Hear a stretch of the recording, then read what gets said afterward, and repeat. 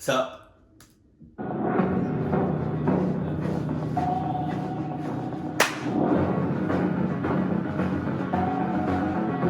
Dice roll. Dice roll.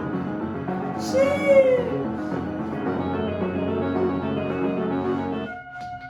Jay Austen was born in New York. He attended the University of Delaware for his bachelor's degree, and then he earned his master's degree from Georgetown. In 2009, while he was studying at Georgetown, he met Lauren Gagin, who was a student there as well, and they became best friends before ultimately falling in love. Jay and Lauren were avid cyclists. They biked to work every single day, and they'd actually been on one long bike commute together through Iceland. And then in 2017, they decided, you know what? Let's go on an international bike trip. Let's quit our jobs and just go explore the world on two wheels. The two started a blog, and even before they had set out on this trip, they began detailing why they were going on it in the first place. And one of their main reasons was they were tired of corporate America. They didn't like being a part of that rat race, and they felt like they were giving up their youth to go punch the clock every single day. But their true underlying motivation for doing this international tour was because they wanted to use their blog to showcase human kindness around the world. So in July of 2017, when Jay and Lauren were both 29 years old, they flew to Africa to begin their journey. 6 months later, they found themselves in the mountains of southern Spain, and things were starting to get desperate. They had been cycling all day through these wicked mountain passes, and at some point, they had gotten lost. And so they pulled over, and they're arguing with each other about what they should do because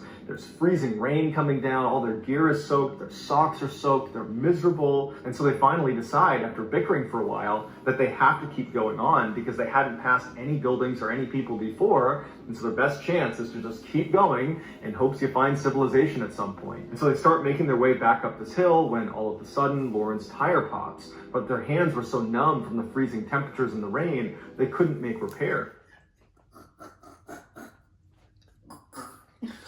Oh shit. I'm laughing because I just made up something in my head. You know, like say for instance, you know, I was in their situation, and you know, we just going back and forth, and you know, we just been together consistently for a long time. No breaks. Going through thick and thin, freezing rain, you know what I mean? All of that.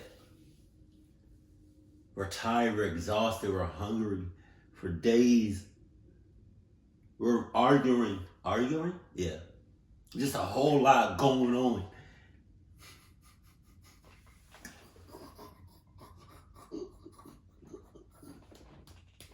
Oh shit. Oh God. Cause I would crack up laughing.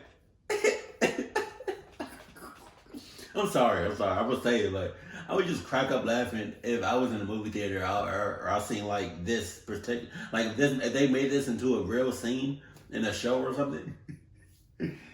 And he's just like, he's fed up. Because you know they've been through so much together.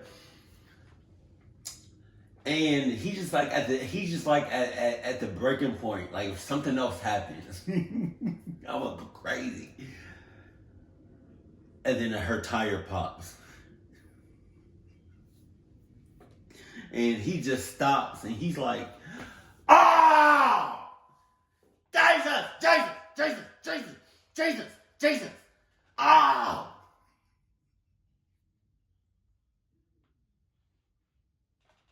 God damn. Y'all remember that scene in the Blair Witch Project where he was like, "God damn! God damn! Shush. If we keep our heads together, we'll be just fine. Fucking bullshit! Yo, I'm hot. I'm hot.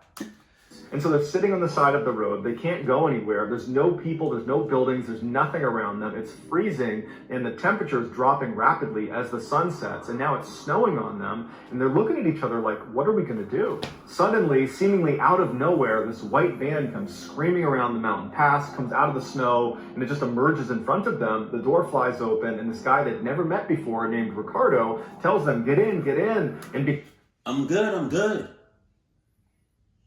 Edgar, you just so happen to come across, you just so happen to show up. Where was you at, 30 miles ago? Where was you at 2 hours ago? Why you just now coming? I'm good. We good. Go ahead, partner. Because of the situation they were in, they really didn't have any other choices, and so they hopped in his car. The heat was blasting. He immediately gave them towels and blankets and food and drink, and he said, I saw you guys earlier and I wanted to make sure you were okay. Afterwards, he drove them to his house where he brought them inside and he gave them more food. And wait a minute. I saw you guys earlier. I just wanted to make sure y'all was okay. Earlier, we looked like we was desperate, on a brunch, on the edge of death. We was exhausted, tired, thirsty, dehydrated. Come on now. What you talking about? You want to make sure we was okay? Now you want to come now? No, nigga. Water. He took their clothes and put them in the dryer, and he told them they could stay as long as they needed to. And Jay and Lauren are just unbelievably thankful because they know they were in a life and death situation, and this stranger saved them. And then to top it all off, the next morning when they got up and it was time for Jay and Lauren to head to the bus station, Ricardo insisted that he give them a ride to the station, which was an hour away. And then when they got there, he gave them 100 euros to make sure they had enough money for their bus fare. It was just a staggering level of human kindness that Jay and Lauren were caught off guard by, but in a way, they believed humans were fundamentally kind, and that over the course of this journey, they were going to meet some incredibly kind and amazing people, and Ricardo was evidence of that. And for the most part, over the course of their journey, they became very accustomed to strangers being incredibly kind to them. Like on day 319, when they were in Kazakhstan, and a man randomly approached them and gave them ice cream bars and just said bye and walked away. Or on day 342, when they had pitched... I'm not trusting nothing. I'm not trusting no kind of liquids, no kind of food, no kind of anything I'm getting from anybody. And don't let me get a water bottle from you on August and the top isn't sealed. Or anything for that matter. I'm good. Tent in the middle of this meadow in Uzbekistan, and this family came up to them with string instruments and they played a concert for them. What? And on day 359, when two girls wearing pigtails met them at the top of a pass in Kyrgyzstan to give them bouquets of flowers. In one of their final blog entries, Jay wrote that evil was a made-up concept, and that generally people are wonderful, generous, and kind, and that this was the most important revelation that he or Lauren had had on the entire trip. Then came July 19th, 2018, day 369 of their journey, the day that everything would change.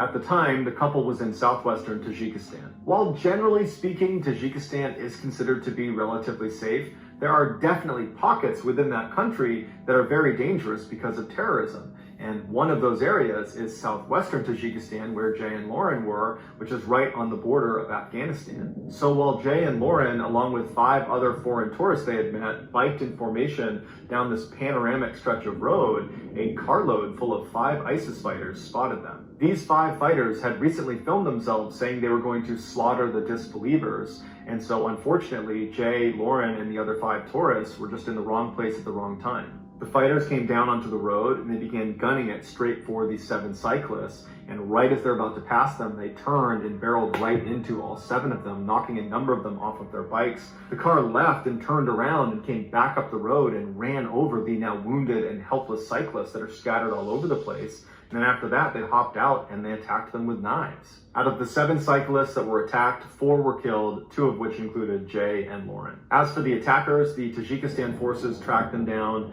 and killed 4 of them, caught the 5th one, and he's in jail for life. So that's going to do it, guys. If you found the secret in today's video, let us know in the comments what it is and where you found it. So give us the timestamp. And if you're the first person to do that, we will pin you at the top of the comments section. If you enjoyed today's video and you haven't done this already, please replace the like button's hand sanitizer with baby oil, and then also put a perfectly flat layer of saran wrap over their toilet bowl. Also, please subscribe to our channel and turn on all notifications so you don't miss any of our weekly 3, 4, even 5 video uploads. If you want to get in touch with me, you can direct message me on Instagram or on Twitter. My username for both platforms is the same. It's JohnBallen416. I also have a ton of content over on TikTok where my username is MrBallen. If you have a story suggestion, please submit it to our subreddit just called MrBallen. It's linked in the description below. So whether I see you on Instagram, Twitter, TikTok, Reddit, YouTube, or some combination, just know that I really appreciate your support. And until next time, that's going to do it. See ya. So, going towards, talking about the bad guys, like towards the end of the story, they said that they ran over the cyclists and then attacked them with knives. Running over somebody, that's not bad enough? Oh my God.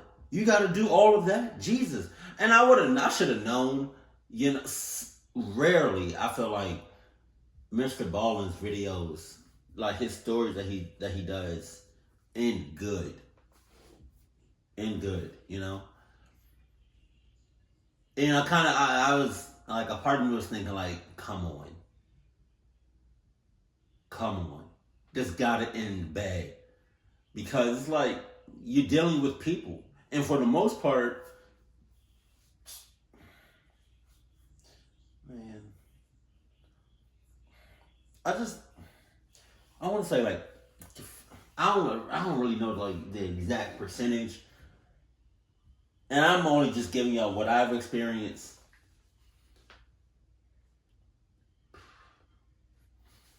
I feel like it's more than even half of the population. It's not wholesome. It's not all the way good. Not 100% good. You got a few people out there that's good, great people, nice, wholesome, kind-hearted. But then you got them other people, it's like, that's not that good. It's kind of, you got good, medium, and bad, and very bad, and insane, and like all of that. It's just like, I feel like it's sad, but I just feel like it's just a very small part. It's just a very small. I just feel like it's a very small percentage of good, great, wholesome, kind-hearted,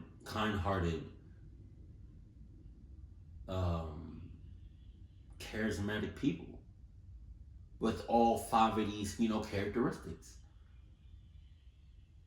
And if you come across somebody like that, do not let them go. But I should have known. You're going all over the world. You're gonna end up eventually finding a bad person, or somebody that just doesn't care, or it's just like a psychopath, or just pure evil. Unfortunately, that's just the world we live in. You got good, medium, well, good, kinda okay, bad, evil, insane. Like, I just feel like it's like, man,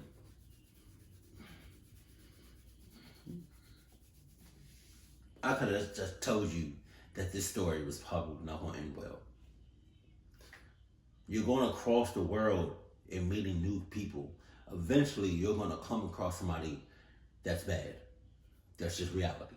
Keep it cool, keep it classy, and I love you. Stay happy, my family.